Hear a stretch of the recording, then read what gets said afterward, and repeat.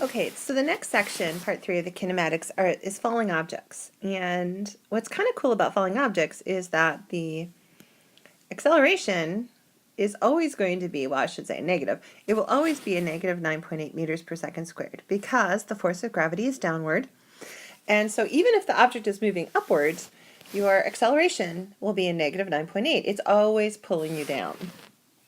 And one of the things we usually anyway assume is that there's no air resistance. Now later on we'll add that in, but right now we basically assume no air resistance. We use this acceleration for anything falling, and all of our kinematics, you know how we used to use x for the displacement? Well, we'll probably use now y because the object is going up and down. It's a falling object, whereas x, we were talking about cars and that kind of thing, going that direction. So instead of x, I'll be using y. Honestly, it doesn't matter. Whatever you want to use is fine.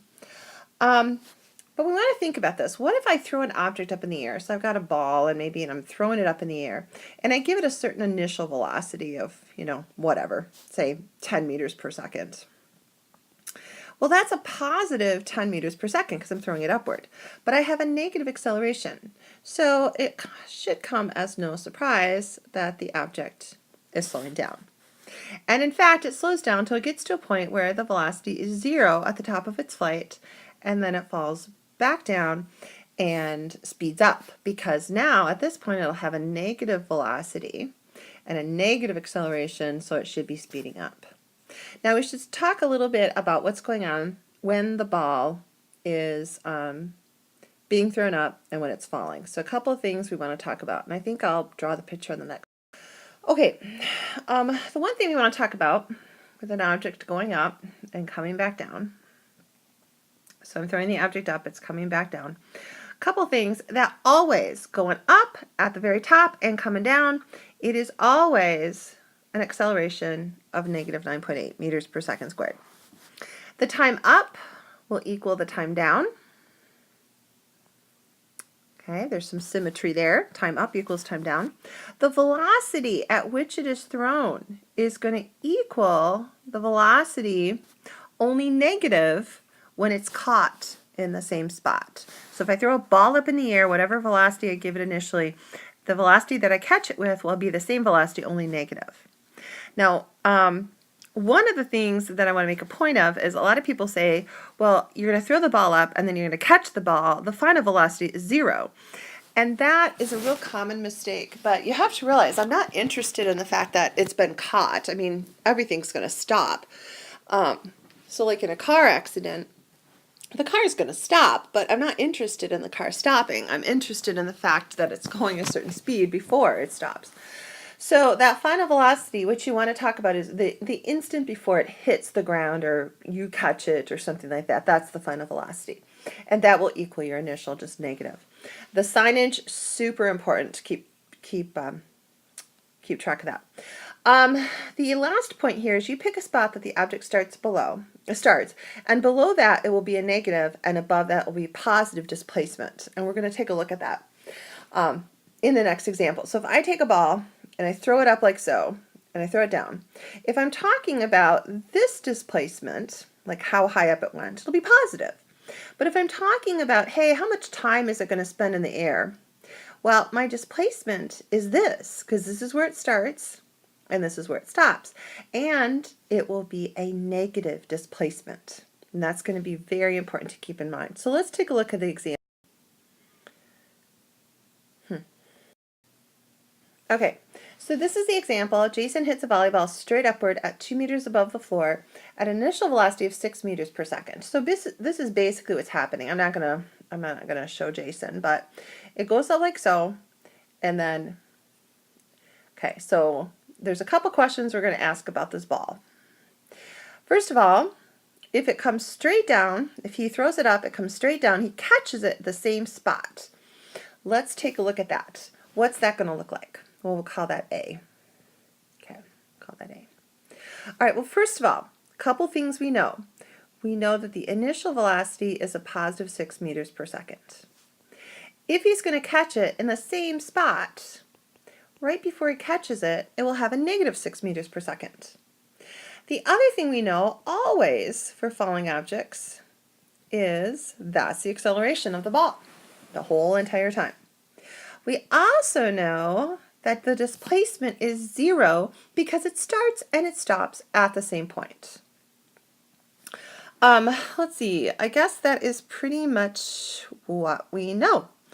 We know the displacement, we know the initial velocity, we know the final velocity, we know the acceleration.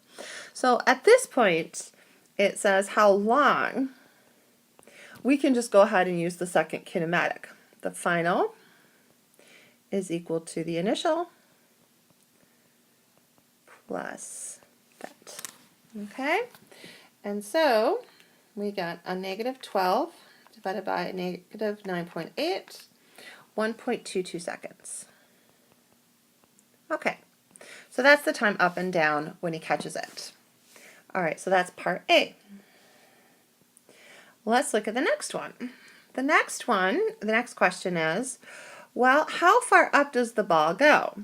Now, that is actually a different question because we're wondering, well, how far up does it go? So our A is still negative 9.8 meters per second squared. I guess we won't even erase that. And I guess I shouldn't have erased this because he's hitting it up like that. The other thing that we know is that the final velocity is 0. So I know that at the very top of the flight, as high up as it'll go, the final velocity is 0. So I'm going to use the fourth kinematic.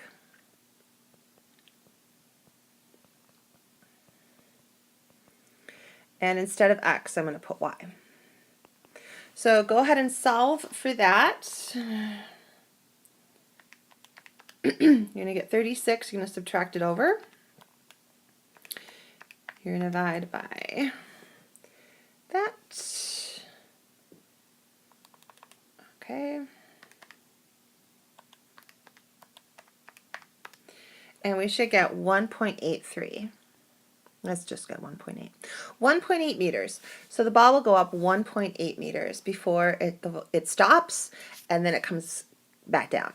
Okay, so that brings us to part C. Oops, you know what? I'm going to leave. The initial velocity is the same. The acceleration, because it's subject to gravity, is going to be the same. So I'm going to leave those. Okay, and we'll go ahead. Initial velocity is 6, but now this time what's going to happen is Jason's going to hit the volleyball up and just let it crash to the ground. Now, this is going to be our y. And it's, oh, I'm sorry, I'm thinking of a different problem. I really confuse you here. He's 2 meters. So, thinking about the worksheet and Maria and the apple. Okay, so the other thing we know is that this is a negative 2 meters. Oh, also, let me stop a second. We didn't need to know this, but as far as the question goes, how far up does the ball go? Do you remember in part A I said going up and coming back down is 1.22 seconds? The other thing we could have used if we had wanted to is the fact that if we would know the time that it took for this ball to go from the starting position to the very top, we would take the total time of 1.22 and divide it by 2. So it should take the time of 0.61 seconds to go from here up to there.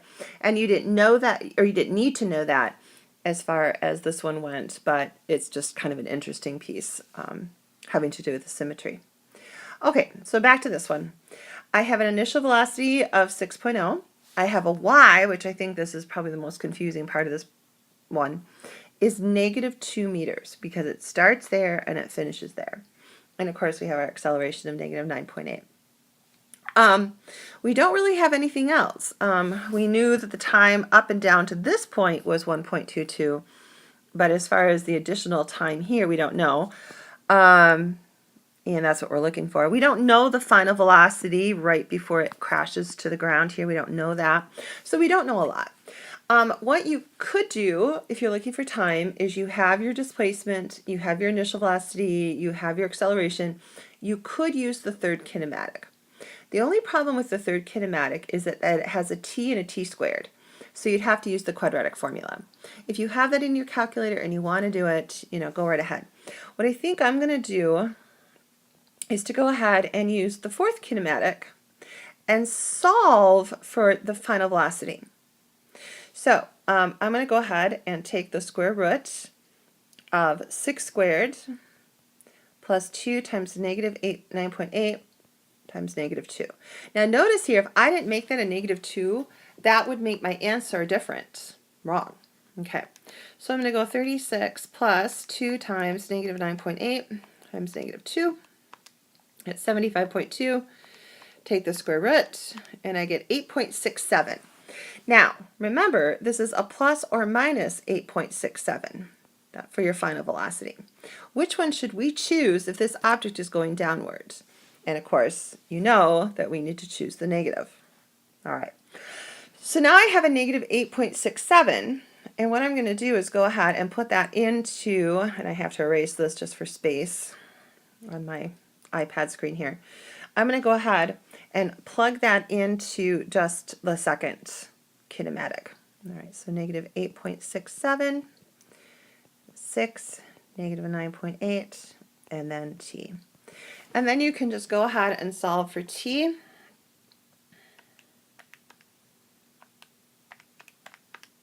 You get 1.5 seconds.